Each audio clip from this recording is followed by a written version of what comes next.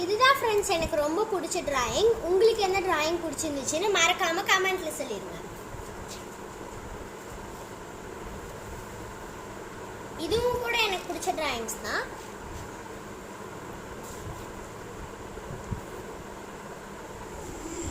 மறக்காம உங்களுக்கு எந்த டிராயிங்ஸ் பிடிச்சிருந்துச்சுன்னு கமெண்ட்ல சொல்லிடுங்க. மறக்காம லைக் அண்ட் சப்ஸ்கிரைப் பண்ணிடுங்க. பாய்.